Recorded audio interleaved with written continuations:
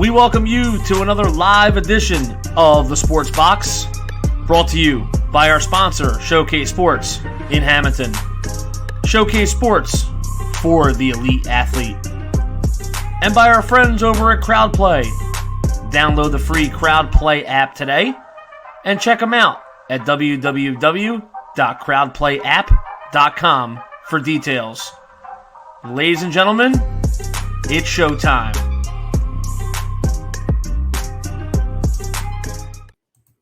Hey everybody, welcome to Cage My IQ. As always, I'm your host, D-Bake. Today we will be previewing Bellator 261, which is headlined by an interim heavyweight championship match between Timothy Johnson going up against Valentin Moldavsky, with Ryan Bader in the light heavyweight Grand Prix semifinals right now. They need to get an interim champion for the time being until he's done with that tournament. So let's get started with the first fight on this five fight main card, which is a light heavyweight matchup that was put together between Christian Edwards and Simon Biyong. Both guys had opponents, of course, before this, but at the last second they both backed out. So Bellator decided to put these guys against each other.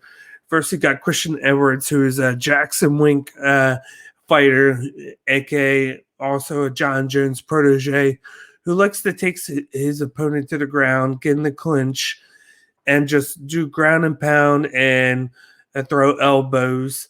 He likes to keep the reach close, and he's basically a durable fighter. I really like him in this matchup, whereas he's coming up against Simon Biyong, who is a pretty big prospect coming from the regional scene. He's really good with his boxing, good with his takedowns, and really good with the elbows in the clinch on top guard.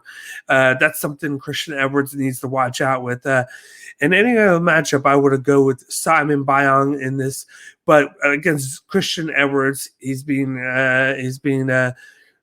coached by John Jones, and John Jones knows all the tricks of the trade in the heavyweight division. So I'm going to take Christian Edwards by unanimous decision over Simon Biyong. I think he's going to get him down, win the clinch, and keep Simon from using his boxing to do damage to him. Like, if you want to go with Simon Biyong by knockout, that's a pretty good bet in itself, but in case he catches Edwards. But I just think Edwards is going to be too much, and he's going to limit what Simon can do. And I got Christian Edwards by unanimous decision. In the second matchup we have here on this card, it's a light heavyweight matchup between Myles going up against Sidney Outlaw.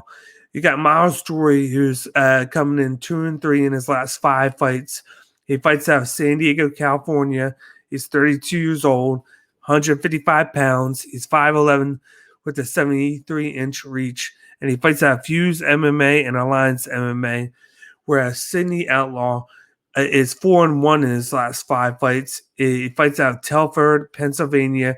He's 29 years old, 156 pounds. He's 5'8", with a 74-inch reach. And he trains at Renzo Gracie, PA, Ricardo Almeida Jiu-Jitsu, Driven Gym, and then Renzo Gracie Academy. In this matchup, you got Myles, who is pretty good with his hands, but majority of what he does is his jiu-jitsu background, black belt. He tries to get you to the ground and ground and pound you, and then he tries to submit you, whereas Sidney Outlaw, being trained by the Gracies, of course, is a jiu-jitsu black belt, and his game is trying to dominate in the grappling and ground game, get you down, see if he can submit you. If he can't, it's just going to control you on the ground and then alleviate anything that you try and do, so that he can get his game going and win by decision. But in this matchup, I'm going with Myles easily, with his abilities on the stand up. I think they both cancel each other out on the ground, and then that leaves just the the striking of Jory as the X factor in this. As long as he could get going with it early, he could get some volume in to put him ahead on the scorecards. And in this one, I have him winning 2 rounds to 1 by unanimous decision. I don't think he gets a knockout, but I think he beats Sidney Outlaw nearly 2 rounds to 1 just because he has the striking background on him compared to what Sidney Outlaw has, just with his clinch and his ground game. And the next matchup we have a matchup between Daniel Weichel going up against Keoni Diggs in a featherweight matchup. And Daniel Weichel has been going in the wrong way right now in his career. He's on the outer end, being a little bit older. He's 2-3 in his last 5 fights. He fights out of Frankfurt, Germany. He's 36 years old, 143 pounds. He's 5'10", with a 70-inch reach, and he fights out of MMA Spirit. Whereas Keoni Diggs is 5-0 in his last 5 fights. He fights out of Glendale, Arizona. He's 34 years old, 157 pounds, 5'9", with a 72-inch reach, and he fights out of 808 Fight Factory. In this matchup, you got Weichel, who has good counter striking, but he gets hit too often than not. He doesn't block that much as of late, so he takes on a little bit more damage than he does putting out. But he is a jiu-jitsu black belt, and he's always a threat to win by submission. So that's always the threat in these matchups. And, of course, with him being 36, as you know, he could be near the end of his career. So he's focusing on just what he's good at, and which is the clinch, grappling, and submission. He's going to look for the submission as much as possible, and he's going to try and keep the fight to the ground. Whereas a guy like Keoni Diggs, he has dangerous submission game, but in his matchup, he's going to use his takedowns and boxing to counteract Daniel Weichel. He lands heavy strikes a lot on the ground. He throws hard, and everything that he just does is explosive. He's a little bit younger, and he's coming down from lightweight. So it'd be interesting to see how he does with that, because you have to cut so much weight to get down there. But in this matchup, I'm going to take Keoni Diggs just because of the striking. I don't think Weichel will be able to submit him, even though that would be a good bet to put on in this matchup. But I just think Keoni Diggs is going to be able to take him down, limit what he does, and he's going to throw a lot of strikes on top guard. And look for those for him to throw elbows in this. I think he'll be able to throw elbows, damage Weichel. Weichel's going to have a couple chances to get a submission, but in the end, I think the damage that Keoni Diggs does to Weichel is going to be too much. And I actually see a second round knockout by Keoni Diggs. I think that's the play to go, and that's what I'm choosing. So I got Keoni Diggs by second round KO. Next up on the board that we have on here is the co-main event of the evening. It is a women's flyweight matchup between Liz Carmouche going up against Kana Watanabe. At first, we got Liz Carmouche, who is 4-1 in her last 5 fights. She fights out of San Diego, California. She's 37 years old, 125 pounds, 5'5", 66-inch reach, and she fights out of Team Hurricane Awesome Gym. Then you got Kana Watanabe, who's 5-0 in her last 5 fights. She fights out of Japan. She's 32 years old, 124 pounds, 5'6", with a 66-inch reach, and she fights out of Fighters Flow MMA Gym. Carmouche is the more well-rounded fighter going in this matchup. She's fought the best talent in MMA. She's fought Valentina Shevchenko twice. She beat her the first time, but then in her last UFC fight, of course, she lost. She came over here. She just beat Deanna Bennett and then beat Vanessa Porto, who came over here from Invicta as the Invicta champion. She beat her in a kind of a boring fight. She has great movement, and her striking in this matchup will be in her favor, which isn't usually the case, but with this matchup, it will be. Then you got Kana Watanabe. She is strong in the clinch. She has that judo black belt background, so more than likely she's going to look for throws to get the fight to the ground. Her ground and pound is good, and in this matchup, I feel like everybody's going to lean towards Liz Carmouche because her overall game is better.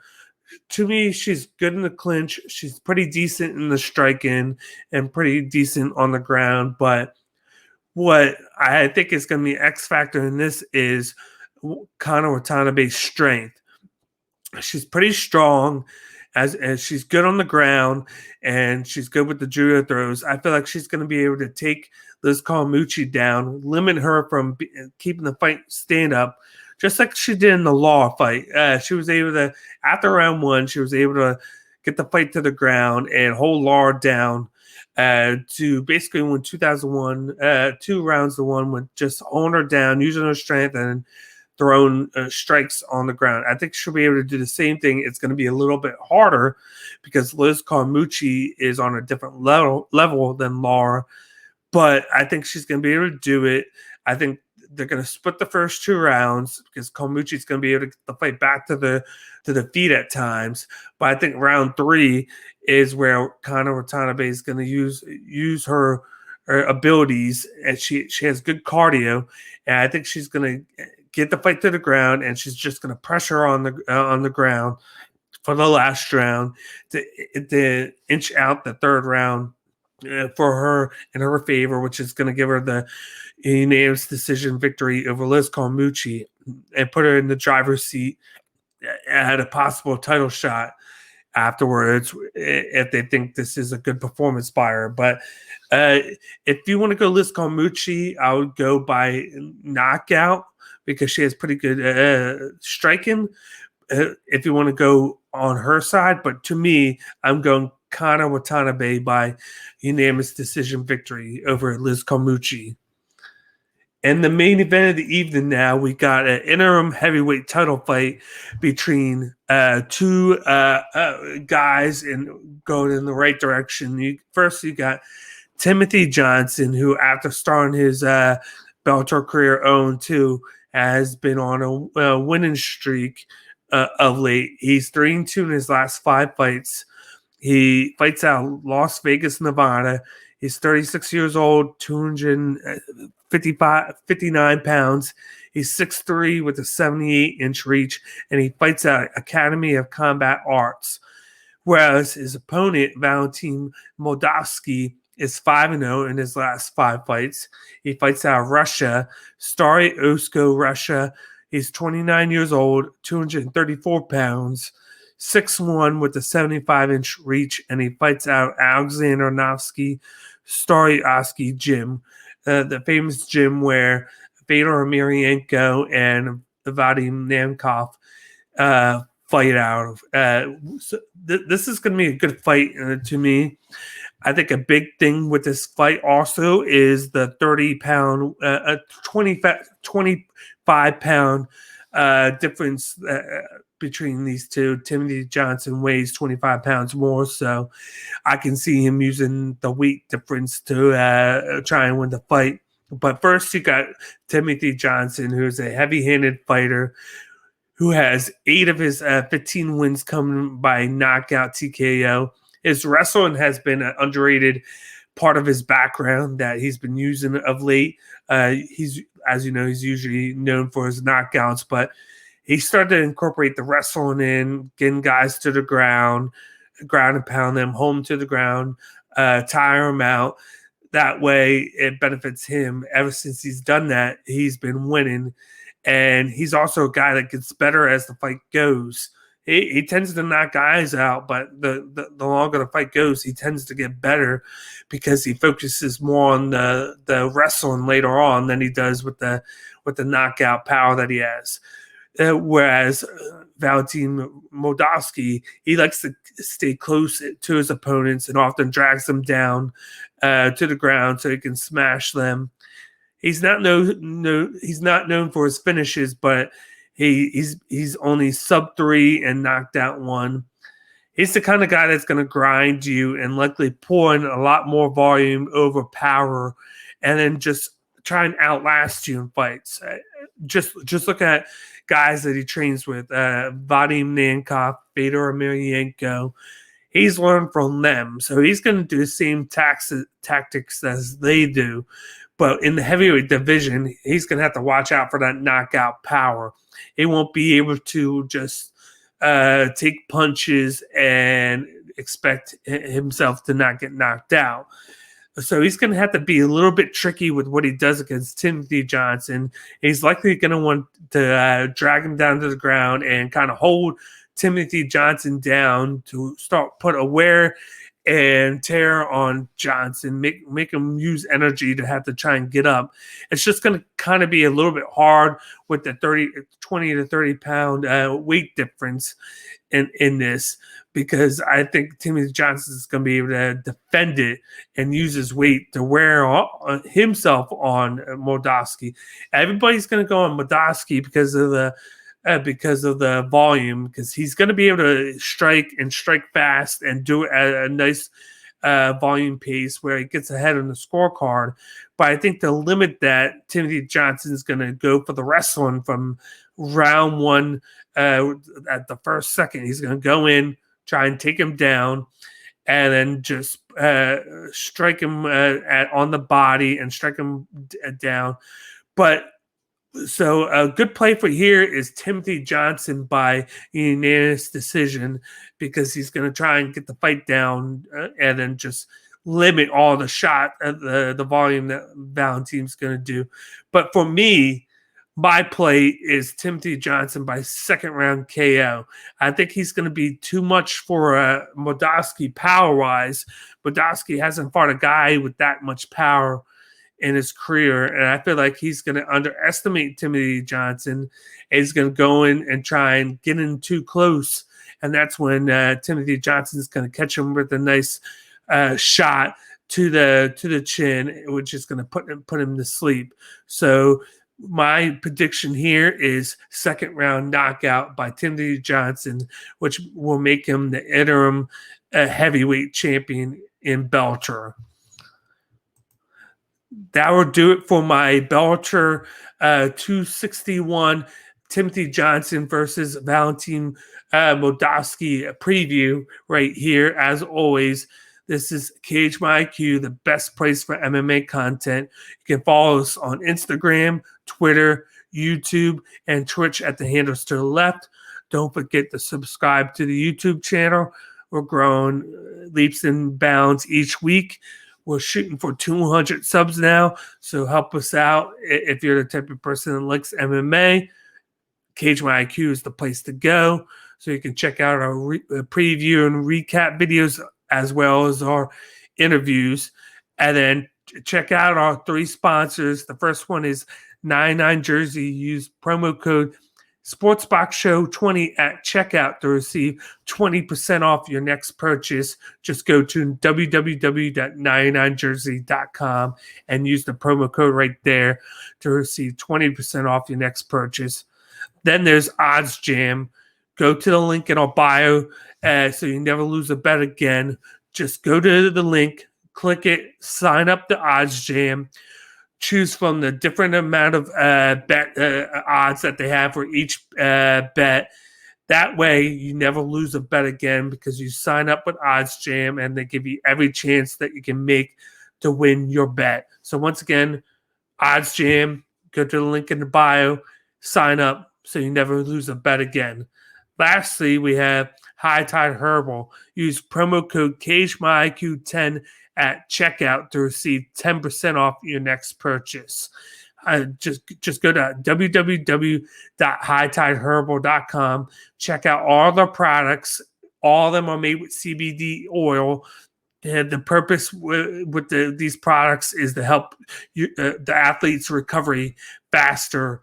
And what better way to do that than to use a product that is owned by 2 coaches and athletes that specialize in recovery. So once again, go to www.hightideherbal.com and use the promo code right there, CageMyIQ10, to receive 10% off your next purchase.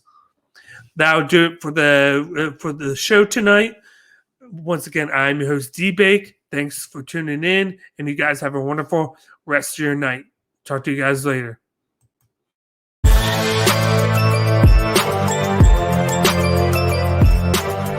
Thank you for watching this episode of Cage My IQ on the Sports Box. Please remember to follow us on all of our social media outlets. On Facebook at Sportsbox Show, Twitter at Sportsbox Show, Instagram at The Sportsbox Show. Find us on YouTube and join Outside the Box, our Facebook sports discussion group. The Sports Box is brought to you by our sponsor, Showcase Sports in Hamilton. Showcase Sports for the elite athlete. And also our friends over at CrowdPlay. Download the free CrowdPlay app today and use promo code THEBOX at sign up for 10 free points. Thank you for joining us.